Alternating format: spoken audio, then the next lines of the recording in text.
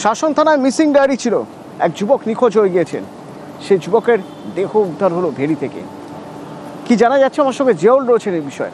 জিয়াউল, দেখো, শাসনের একটি মেচো ভেড়ি থেকে এক যুবকের মৃতদেহ উদ্ধার করে এলাকার মানুষজন দেখতে পেয়ে পুলিশকে খবর দেয়। মূলত এই যুবক গতকাল থেকে মিসিং ছিল, অর্থাৎ তিনি নিখোঁজ ছিল, অর্থাৎ তিনি মাছের ব্যবসায়ী।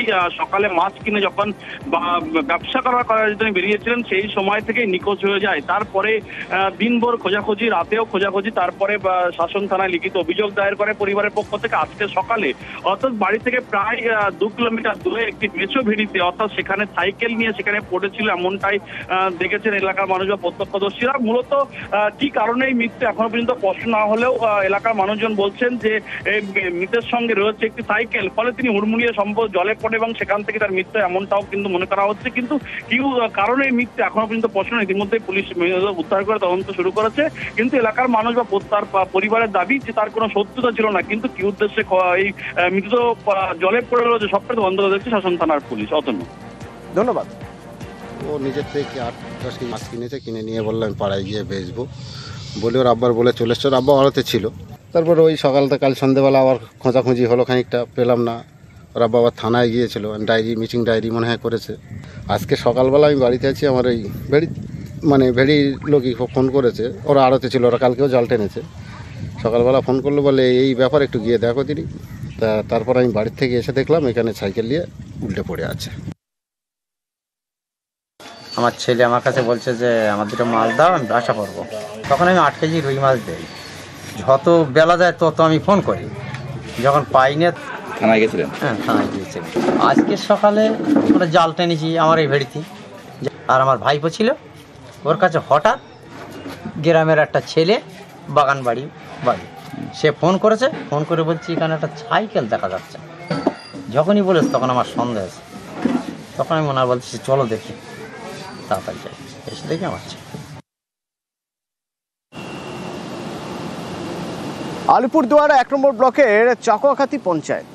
তো এই চকোয়াখাতি পঞ্চায়েতে যে সরকারি প্রকল্পের যে পোস্টারগুলো থাকে, সেই পোস্টার সব উধাও হয়ে গেছে। কেন? অভিযোগ উঠছে এটা বিজেপি পরিচালিত পঞ্চায়েত, তাই এই ধরনের পক্ষপাতিত্ব করা হচ্ছে, গ্রাহকদের বঞ্চিত করা হচ্ছে।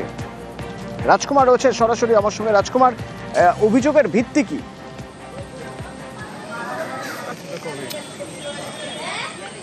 দেখো অতনুদা, অভিযোগের যথেষ্ট ভিত্তি রয়েছে। তার কারণ আমরা সাধারণত অন্যান্য গ্রাম পঞ্চায়েতে যেমন দেখি যে লক্ষ্মীর ভাণ্ডার থেকে শুরু করে খাদ্যশ্রী, সমস্ত যে রাজ্য সরকারের যে বিভিন্ন প্রকল্প রয়েছে, সেই প্রকল্পগুলো জনসাধারণ যদি সুবিধা পেতে হয় তাদের কি করণীয় নয়, কোথায় কোন কাগজ জমা দিতে হয়, কোন পরিষেবায় কি পাওয়া যায়, এই সমস্ত কিন্তু গ্রাহকদের সুবিধার্থে বিভিন্ন গ্রাম পঞ্চায়েত অফিস, বিডিও অফিসে টাঙানো থাকে। কিন্তু এই যে আলিপুরদুয়ার 1 নম্বর ব্লকের চকোয়াখাতি গ্রাম পঞ্চায়েতে সেই রকম কিন্তু কোনো রকম পোস্টার, ফেস্টুন এইরকম কিন্তু প্রচার প্রসার কিন্তু দেখা যাচ্ছে না। শুধু তাই নয়, কয়েকটি ফেস্টুন রয়েছে, দেখা যাচ্ছে যে সেগুলো মুড়িয়ে রাখা হয়েছে। ফলে তৃণমূল কংগ্রেসের পক্ষ থেকে যে অভিযোগটা করা হয়েছে, সেই অভিযোগের কিন্তু যথেষ্ট ভিত্তি রয়েছে বলেই আমাদের মনে হচ্ছে। যদিও এই অভিযোগ, তৃণমূল কংগ্রেসের এই যে অভিযোগ ঘিরে রাজনীতি সরগরম হয়েছে, প্রধান যিনি আছেন তিনি কিন্তু এই সমস্ত অভিযোগ অস্বীকার করেছে। অতনুদা, ধন্যবাদ। আমার চৌধুরী জীবিতে দেখতে পাচ্ছি যেটা আর কি, যেটা মমতা ব্যানার্জি যে 72টা প্রকল্প, যে প্রকল্পের মাধ্যমে সাধারণ পাবলিক উপকৃত হচ্ছে। আমাদের চৌধুরী জীবিতে বিজেপি শাসিত যে জিপি, সেই জিপিতে যে পোস্টারগুলো আছে, হয়তো প্রধান সেই পোস্টারগুলো ঘরে চেপটা করে রাখছে, হয়তো কর্মচারীদের একদিন টাঙাইছে, এবার গুটিয়ে রাখছে। প্রধান এটা কারচুপি করছে। প্রধান চাচ্ছে যেন এখানকার পাবলিক জানুক যে এখানে মমতা ব্যানার্জি এই অঞ্চলে কোনো কাজ দিচ্ছে না, সুযোগ সুবিধা হচ্ছে না। কাজ করতে বলা হয়, থেকে আমরা সেরকমই কাজ করে যাচ্ছি। এই যে পোস্টারগুলো গুছিয়ে রাখা, এটা একেবারেই ভুল। আফগানিস্তানের খবরে নজর রাখতে হবে, কারণ যুদ্ধবিরতি 48 ঘন্টার তারপরে পাকিস্তানের আবার হামলা, আকাশপথে হামলা করা হয়েছে এবং এই আকাশপথে হামলায় আফগানিস্তানের বড় সড় আঘাত। আফগানিস্তানের পাকতিকা প্রদেশে আকাশপথে হামলা চালায় পাকিস্তান। 3 জন ক্রিকেটারের মৃত্যু হয়েছে, 3 জন ক্রিকেটার সহ মোট 8 জনের মৃত্যু হয়েছে। 3 ক্রিকেটার কবির, শিফগতুল্লাহ, হারুন এবং 3 ক্রিকেটারের মৃত্যু প্রতিবাদে নভেম্বরের ত্রিদেশীয় সিরিজ থেকে দল তুলে নিল আফগানিস্তান ক্রিকেট বোর্ড।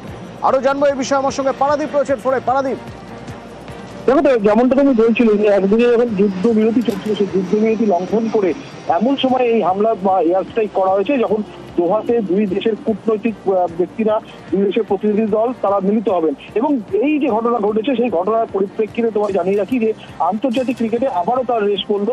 17ই নভেম্বর থেকে 29শে নভেম্বর পাকিস্তানের মাটিতে ত্রিদেশীয় সিরিজ হওয়ার কথা ছিল, যেখানে অংশগ্রহণ করার কথা ছিল আফগানিস্তান, শ্রীলঙ্কা এবং পাকিস্তানে। কিন্তু এই যে ঘটনার পরিপ্রেক্ষিতে কিন্তু আফগানিস্তান ক্রিকেট বোর্ড ইতিমধ্যেই তারা জানিয়ে দিয়েছে যে এই ত্রিদেশীয় টুর্নামেন্ট থেকে তারা নাম প্রত্যাহার করে নিচ্ছে।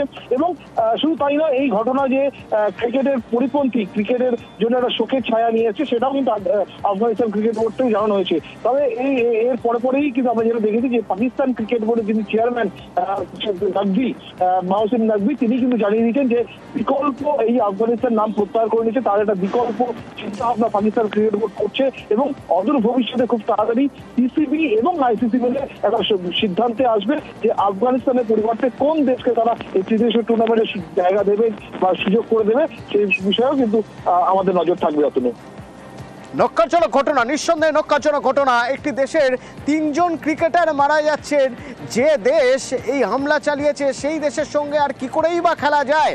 আফগানিস্তানের সিদ্ধান্ত, আফগানিস্তান ক্রিকেট বোর্ড জানিয়েছে যে তারা কোনোভাবে এই ত্রিদেশীয় সিরিজ খেলছে না, তাদের দল তুলে নিচ্ছে।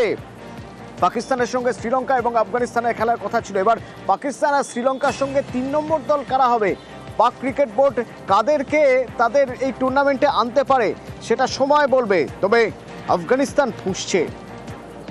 পাকতিকা প্রদেশের উরগুন জেলার কাছে যে হামলা চালানো হয়েছে তাতে 3 জন ক্রিকেটারের মৃত্যু হয়েছে। গভীরভাবে শোকাহত আফগানিস্তান ক্রিকেট বোর্ড। ক্রিকেটাররা একটি বন্ধুত্বপূর্ণ ম্যাচ খেলতে গিয়েছিলেন পাকতিকার রাজধানী শারানায় এবং সেখানেই তখন আকাশপথে হামলা, 3 ক্রিকেটারের মৃত্যু।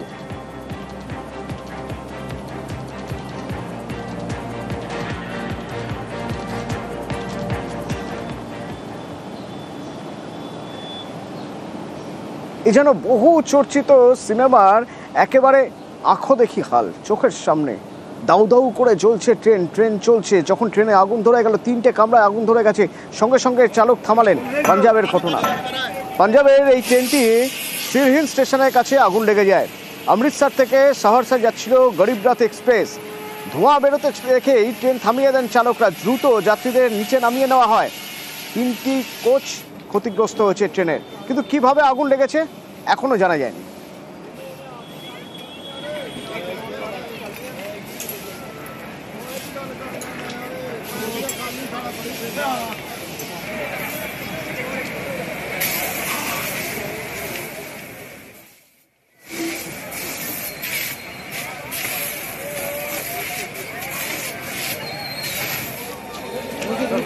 फोटो पंडित